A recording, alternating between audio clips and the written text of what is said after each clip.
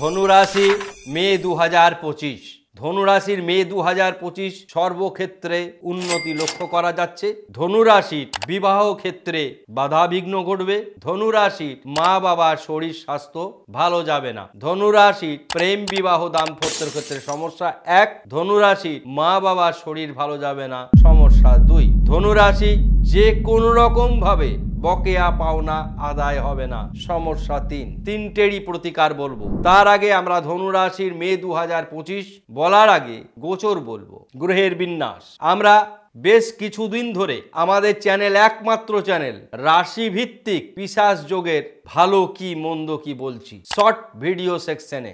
1 মিনিটের ভিডিও, কি ক্ষতি করবে আর কি প্রতিকার। এটি আপনারা এই যে শনি রাহু পিশাচ যোগ তৈরি করেছে, এতে যে কত বড় ক্ষতি হলো বা ক্ষতি হবে আগামী দিনেও, সেটি নিয়ে আমরা বড় ভিডিও যেমন করেছি, ছোট ভিডিও এখন 12টি রাশির জন্য দিতে শুরু করেছি শর্ট সেকশনে। প্রত্যেক রাশির জাতক জাতিকাদের কাছে অনুরোধ থাকবে, আপনারা কিছু দেখুন আর নাই দেখুন, এই অনুষ্ঠানটি অবশ্যই দেখবেন। কারণ শনি রাহু পিশাচ যোগ কি ক্ষতি করে? কর্মবিভ্রাট, কর্ম সমস্যা, আর্থিক কষ্ট, মানসিক কষ্ট, এই 4টে সাংঘাতিক ক্ষতি করে। কবে থেকে? 29শে মার্চ থেকে এই ক্ষতি শুরু হয়েছে, চলবে 15 মে 2025 পর্যন্ত, যতক্ষণ রাহু শনির সঙ্গে থাকবে। সুতরাং শনিদেবকে যেমন খুশি করার আছে, রাহুদেবকেও খুশি করার আছে। কিভাবে খুশি করবেন সেই কারণেও আমরা প্রতিকার দিয়েছি। আপনারা যদি নিত্য দেখেন তাহলেও বুঝতে পারবেন। আমরা এই কারণে বাংলা নববর্ষে কি করবেন কি করবেন না দুটি আলাদা আলাদা ভিডিও দিয়েছি, সেগুলি আপনারা দেখবেন। এই যে ব্যাপক কর্মহারা হলো, ব্যাপক কর্মক্ষতি হলো, কোনো রকম ভাবেই শনি রাহুর এই যুগলবন্দির যে কুপ্রভাব, সেখান থেকে মুক্ত করা গেল না। আবার এই কর্মপতি গ্রহই যখন বৃহস্পতির ঘরে গুরুর নক্ষত্রে একাই থাকবে অন্যান্য বন্ধু গ্রহকে নিয়ে, তখন কিন্তু এই সমস্যা হবে না। অর্থাৎ রাহু যেদিন ট্রানজিট করবে, রাহু আর কেতু, সেই দিনই সমস্ত অবস্থার পরিবর্তন হতে শুরু করবে। যারা কর্ম সমস্যার মধ্যে বর্তমানে রয়েছেন তারা সকলেই আমরা আজকে বিশেষভাবে একটি এই সমস্যা তুলে ধরব, সেই ভিডিও আপনারা দেখবেন। দক্ষিণাকালীর বীজ মন্ত্র করবেন, শনিদেবের বীজ মন্ত্র করবেন, শনিদেব যাতে খুশি হয় তা করবেন। আমরা ভিডিওর শেষে ধনুরাশির 2025 যে কারণে মন্দ সেগুলি বলবো। এটা বলার দরকার ছিল, তাই জাস্ট একটু বলে নিলাম। ধনুরাশির কথা বলতে গেলেই সর্বক্ষেত্রেই উন্নতি, 3টি ক্ষেত্রে সমস্যাগুলো তুলে ধরলাম। আমাদের বিশেষ অনুরোধ, যারা ফেসবুক থেকে আমাদের অনুষ্ঠান দেখছেন তারা আমাদের Facebook official page astro palmist numerology centre, astro palmist numerology centre পেজটিকে ফলো করবেন এবং সেখান থেকে পারলে অনুষ্ঠান ভালো লাগলে কমেন্টস যেমন করবেন, শেয়ারও করবেন। আরেকটি বিষয় আমরা আলোকপাত করব, যা হোম যাগযজ্ঞ আমরা করি, সরাসরি লাইভ দেখায়। যারা আমাদের যে সমস্ত প্রতিকার বলে দিই সেগুলি আমাদের থেকে নিতে চাইলে সরাসরি আমাকে 7001608953 নাম্বারে যোগাযোগ করবেন। এবার আমরা গোচরে আসব। দেবগুরু বৃহস্পতি বৃষ রাশিতে ক্ষেত্র বিনিময় করে আছে, চন্দ্রদেব মিথুন রাশিতে, কর্কট রাশিতে মঙ্গল। কিছুদিন পর এই মঙ্গল আবার 45 দিন একটি রাশিতে থাকে, তিনি প্রিয় বন্ধু সিংহ রাশিতে প্রবেশ করবেন। তখন পরিস্থিতি সম্পূর্ণই চেঞ্জ হয়ে যাবে। আজকের এই পরিস্থিতি থাকবেই না, সবারই মুখে হাসি ফুটবে, মিলিয়ে নেবেন। এবার 4টি গ্রহ রয়েছে মীন রাশিতে, 4 জনই পরস্পরের বন্ধু, একাধিক শুভ যোগ তৈরি করেছে এই বন্ধুরা। কোন 4টি গ্রহ? শনি, শুক্র, বুধ, রাহু। তারা কি যোগ তৈরি করেছে শুভ তা বলবো, তারা কি অশুভ যোগ তৈরি করেছে তা বলবো।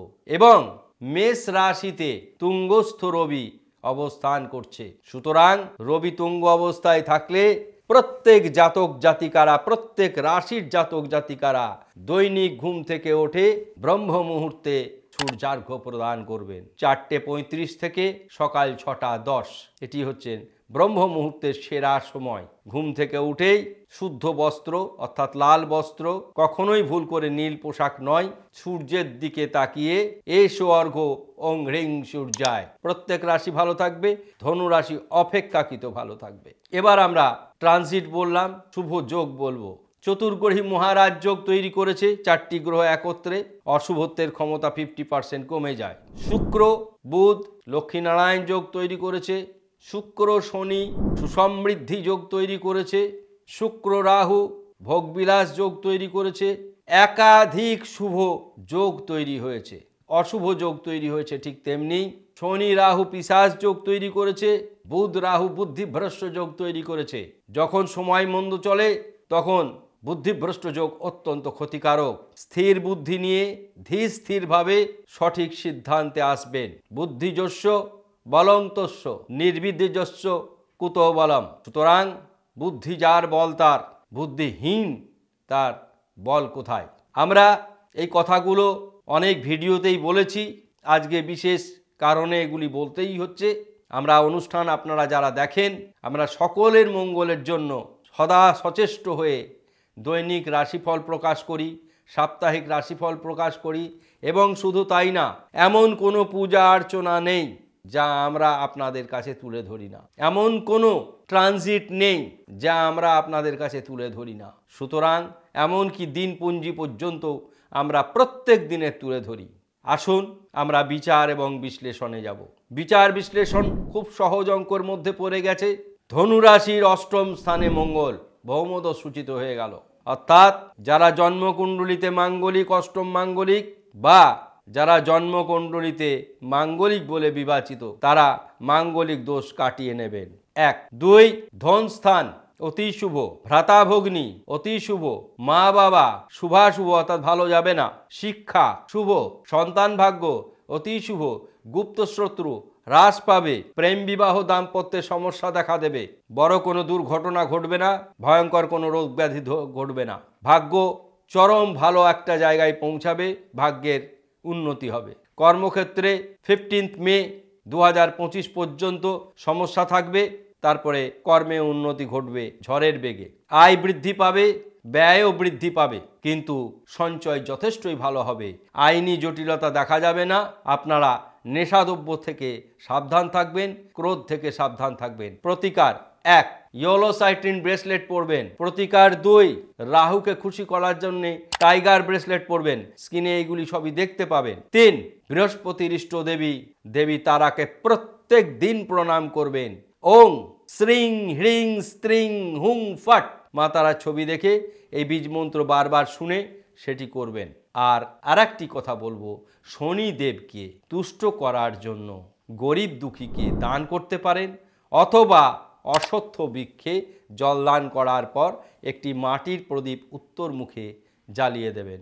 অনুষ্ঠান ভালো লাগলে মন্তব্য করবেন, শেয়ার করবেন, সাবস্ক্রাইব করতে ভুলবেন না। যারা ফেসবুক থেকে দেখছেন ফলো করবেন এবং শেয়ার করবেন। সকলেই ভালো থাকুন, ধন্যবাদ।